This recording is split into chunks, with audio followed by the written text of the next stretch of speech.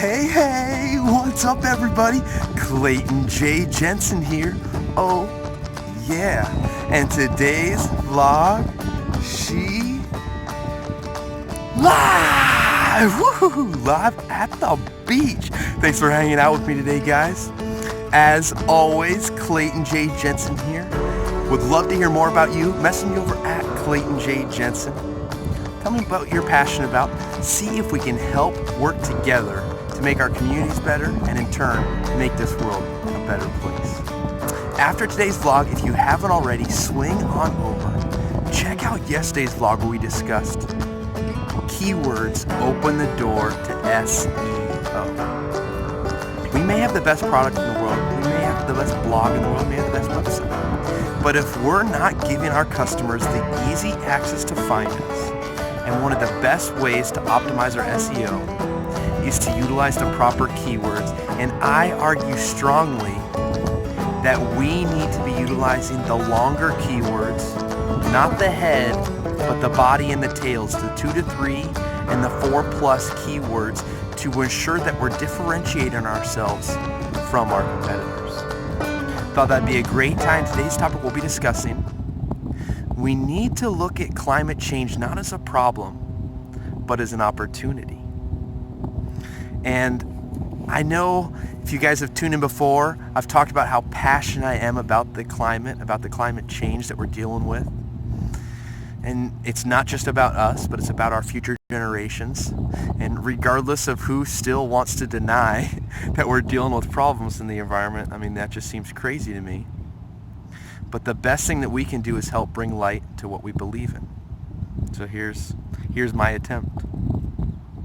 So how we perceive something defines our willingness to go after it and to work for it. Do we see it as something we don't want to do? So kind of like in a negative light? Or do we see a fulfilling goal we want to attain? Obviously much more positively. The way in which we look at something, whatever it is in life, from the most mundane task of mowing the lawn to a big project of starting your own business, the way that we look at something, our attitude, as we've heard before, defines our actions. The way in which we look at something allows for us to accomplish it that much more, because if we look at it as a problem, we're much less likely to tackle it the same way we did if we were to look at it as a really big solution. The investor and former co-founder of AOL, Steve Case, who's also the author of The Third Wave, I highly recommend picking up a copy of it. Bright yellow with blue in the center cover, The Third Wave. Steve Case argues that climate is not just a problem to solve, it's an opportunity to seize. I think his words right there highlight how dramatically it differs the way in which we look at something, whether we see it as an opportunity or whether we see it as a problem, as Mr. Case highlights. If we look at climate change as a problem, human nature is to not want to face it. I mean, that's understandable. We want to avoid it. We kind of want to put our heads in the sand. The whole ostrich, scenario. It makes sense for us as individuals to want to avoid confrontation, to want to avoid problems, because that doesn't sound like fun.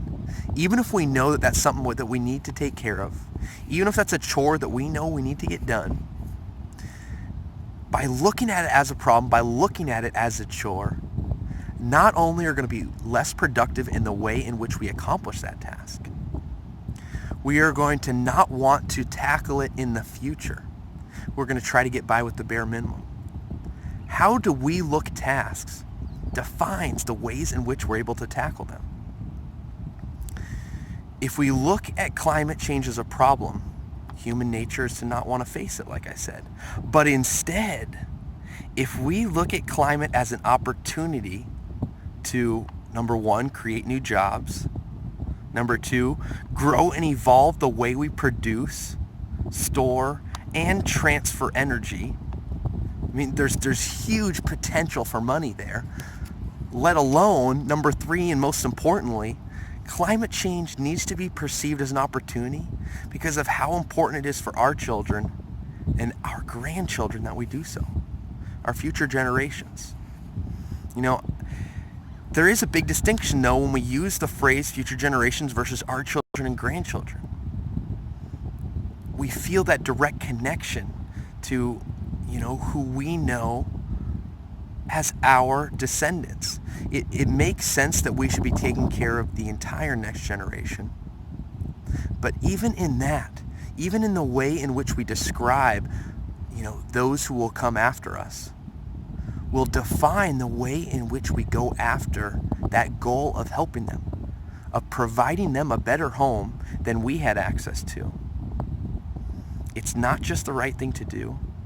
It's the smartest thing to do because it's the best thing to do for our bloodline and for the existence of humanity as a whole. If we look at the statistics of climate change right now and what's going on, the current problem that we're in, which for so long we've kind of wanted to put our heads in the sand, we haven't wanted to deal with the problem, just like we discussed any other problem. We don't want to face it. We don't want to deal with confrontation. That's human nature. But it's impossible to not want to do something after hearing statistics like this. In the last 30 years, just the last 30 years, so that's like the mid-80s, 50% of the world's coral reefs have died.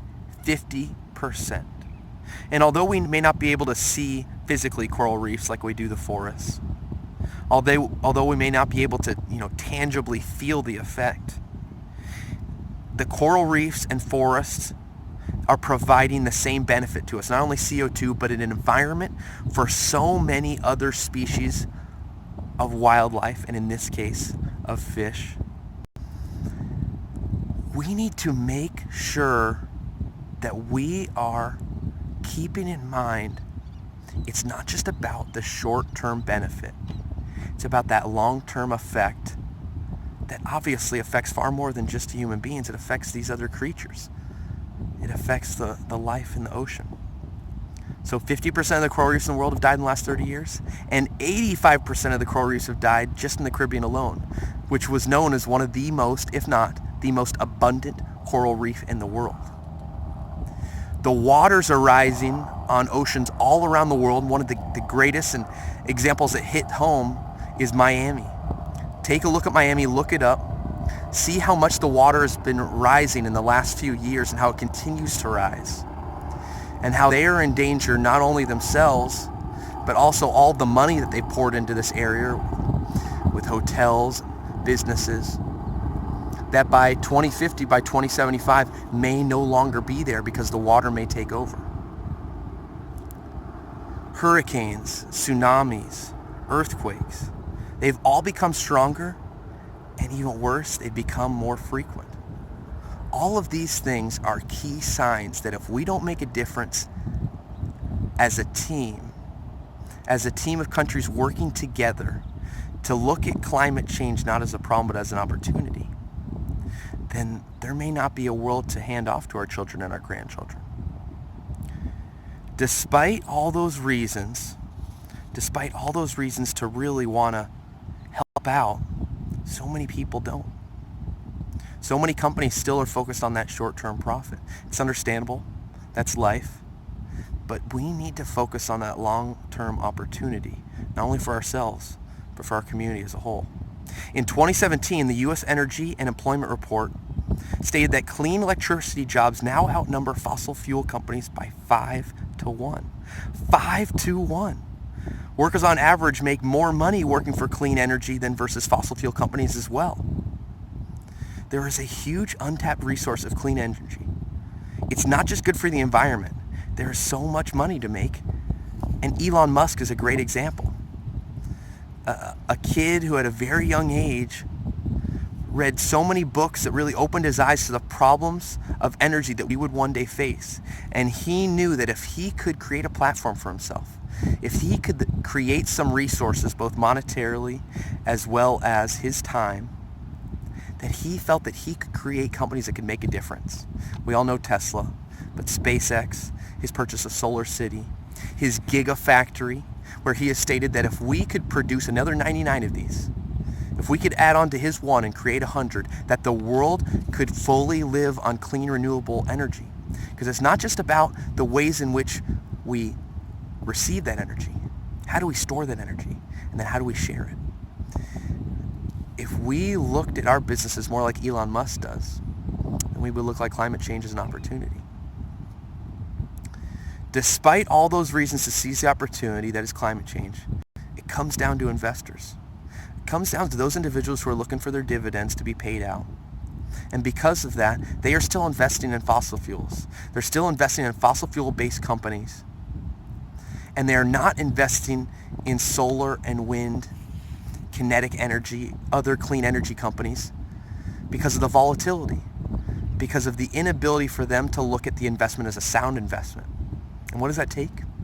That takes the market as a whole. That takes each one of us as individuals to say, you know what? I'm no longer investing in fossil fuel-based companies. Even if clean energy may not be the investment for me right now, at least I can say I'm going to take my money out of those companies because I don't want a profit that has to do with making this world a less healthy place and potentially does not even provide a home to our children or our grandchildren. Just like Steve Case said, climate is not just a problem to solve, it's an opportunity to seize. So that's what large companies can do. They can stop investing. We as individuals can also do the same. But for the average individual who may not be investing, what can we do? What can we do to help out our climate, to help out our children and our grandchildren? We need to utilize the platforms that we have on all of our social networks, on Facebook, on Twitter, on Instagram, on Snapchat, to help bring light to the issues that we care about, environment being one of those, and work together as a team. We may be one drop, but what is an ocean but a multitude of drops?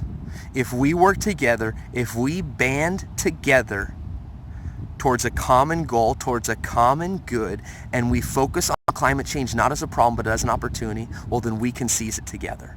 Then we can make a change like Steve Case says. Because look at this environment.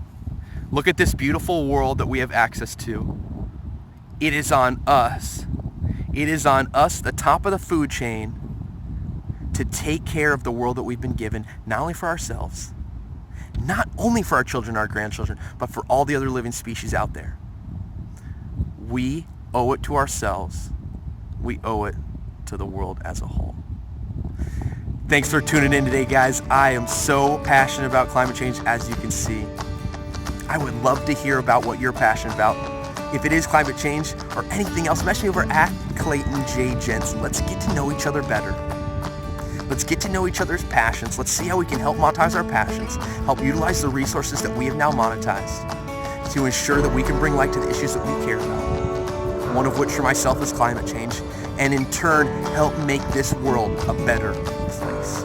It doesn't mean that we don't need to focus on our community, but when we focus on the world as a whole, we make our community better as well. Thanks for tuning in today, guys. I hope you have a great rest of the day. Can't wait to talk tomorrow with you guys about how it is essential that we are branding while we're at work. Don't wait to start that business. Start the branding process now. Hope to see you guys over here on YouTube tomorrow.